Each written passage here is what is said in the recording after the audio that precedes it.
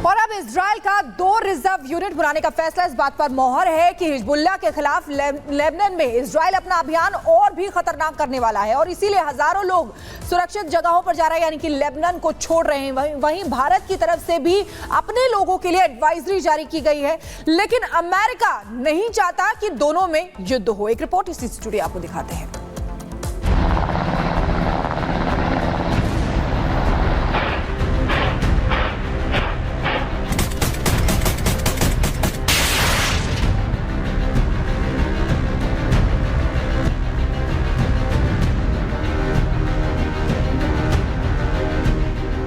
Israel और Lebanon के बीच जंग भीषण रूप अख्तियार करती जा रही है, जिससे मिडिल ईस्ट में तनाव तेजी से बढ़ रहा है। 17 और 18 सितंबर को बेरूत में जिस तरह से इजराइल ने तबाही मचाई, बिना हथियार और बिना अपनी सेना को बॉर्डर पार कराए लेबनान में जो रक्तपात मचाया, उससे हिजबुल्लाह जहां बदले की भावना के साथ इजराइल पर हमले कर रहा है,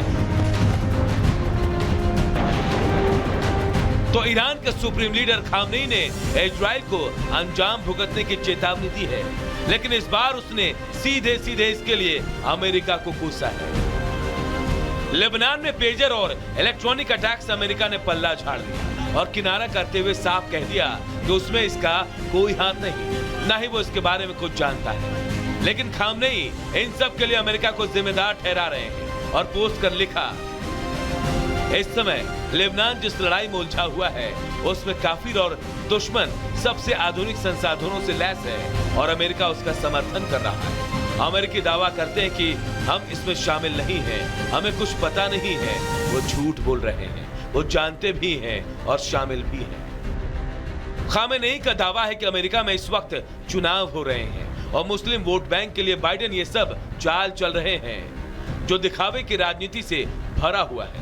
उधर बाइडेन ने एक इंटरव्यू में इजराइल और हिजबुल्लाह के बीच जारी जंग को रोकने की बात कही। उम्मीद जताई कि जल्द ही इस रक्तपात को रोकने का रास्ता मिल सकता है। इजराइल और लेबनान के बीच बढ़ते तनाव को देखते हुए बेरूत स्थित भारतीय दूतावास ने लेबनान में भारतीय नागरिकों के लिए एक एडवाइजरी जारी की है। उन्हें तत्काल देश छोड़ने की सलाह दी। सोशल मीडिया पर पोस्ट कर लिखा, 1 अगस्त 2024 को जारी सलाह के अनुसार और पश्चिम एशिया में हाल के घटनाक्रमों और तनाव को देखते हुए भारतीय नागरिकों को अगले आदेश तक लेबनान की यात्रा न करने की सख्त सलाह दी जाती है। लेबनान में पहले से मौजूद सभी भारतीय नागरिक को भी लेबनान छोड़ने की सलाह दी जाती है। जो लोग किसी भी कारण से वहां रह गए उन्हें सावधानी बरतने, अपने गतिविधियों को सीमित रखने और बेरूत में भारतीय दूतावास के संपर्क में रहने की सलाह दी जाती है। इजराइल भले ही दावा कर रहा हो कि हिजबुल्लाह कमजोर पड़ रहा है, लेकिन जिस तरह से वो इजराइल पर अटैक कर रहा और उसके बंदरगाह समेत कई ठिकानों को टारगेट कर रहा है, उससे लग नहीं रहा कि हिजबुल्लाह कमजोर हुआ है। Bureau report, Republic Bharat.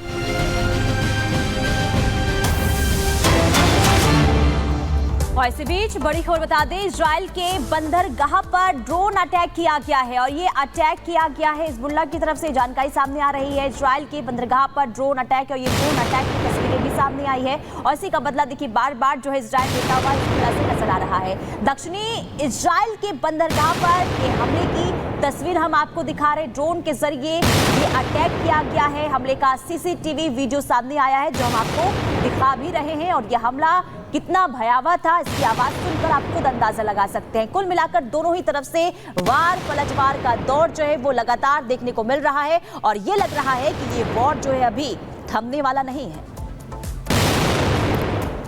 चलिए आगे बढ़ते बात कर लेते हैं रूस की। रूस के राष्ट्रपति व्लादिमीर पुतिन ने अब एक नया फैसला लिया है, यानी कि परमाणु हथियारों के इस्तेमाल को लेकर उन्होंने नए नियम बना दिए हैं। यानी कि अब 2 नए नियम जो हैं वो जोड़ दिए गए हैं और जो ये 2 नए नियम हैं वो काफी अहम हैं और इन दोनों नियम के जो मायने हैं वो काफी अहम हैं। बिल्कुल, आपको बता दें कि एक तो ये कि रूस अपने दुश्मन पर परमाणु हमला कर सकता है, वहीं उसके दुश्मन की जो भी मदद करेगा वो भी उनके परमाणु हमले के निशाने पर होगा। यानी कि सीधे सीधे रूस की अमेरिका को चेतावनी मानी जा रही है। रिपोर्ट आपको दिखाते हैं।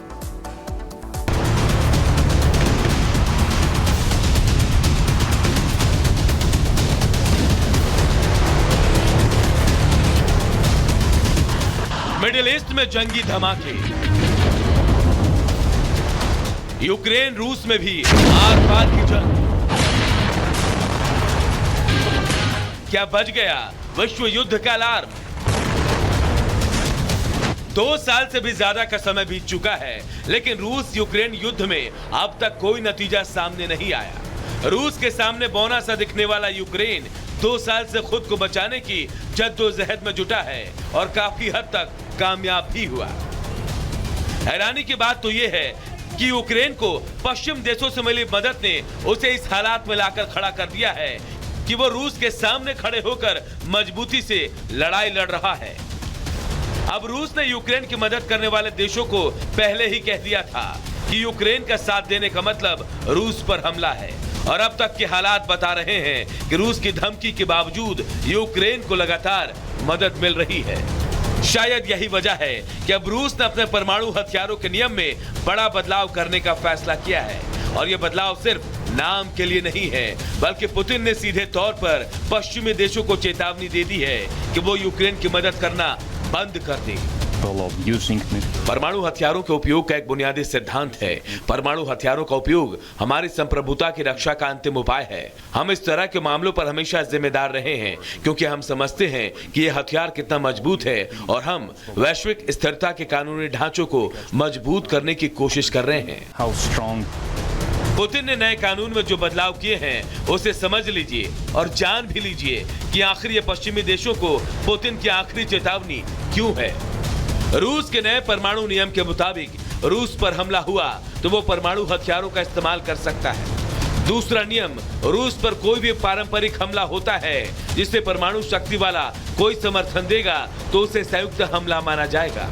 गौरतलब है कि अमेरिका हथियारों को लेकर सेना तक के मामले में यूक्रेन की मदद कर रहा है। ऐसे में पुतिन ने जिस युद्ध को महज कुछ दिनों और हफ्तों में खत्म करने का दावा किया था, उससे वो अब तक जूझ रहे हैं। अब नए नियम के साथ पुतिन का मैसेज साफ है कि यूक्रेन की मदद करने वाले देश भी अब उसके दुश्मन हैं। अगर वो रूस की चेतावनी के बाद भी यूक्रेन की मदद करते रहे तो पुतिन तबाही वाला बटन दबा देंगे। Bureau report, Republic Bharat. तो परमाणु युद्ध का खतरा मंडरा रहा है और हर कोई इससे डरा हुआ सहमा हुआ है। अब आपको बताते हैं कि दुनिया में जो न्यूक्लियर पावर्स हैं उनके किसके पास कितने परमाणु बम हैं। देखिए, रूस की अगर बात करें तो 5580 रूस के पास है। वहीं अमेरिका की अगर बात करें तो 5044 है परमाणु बम। चीन की अगर बात करें तो 500 है, यानी कि सबसे ज्यादा जो है वो रूस के पास है, उसके बाद अमेरिका के पास। फ्रांस की अगर बात करें तो 290 है। वहीं ब्रिटेन की अगर बात करें तो 225 है। भारत की अगर बात करें तो 172 है, यानी कि 6ठे नंबर पर है।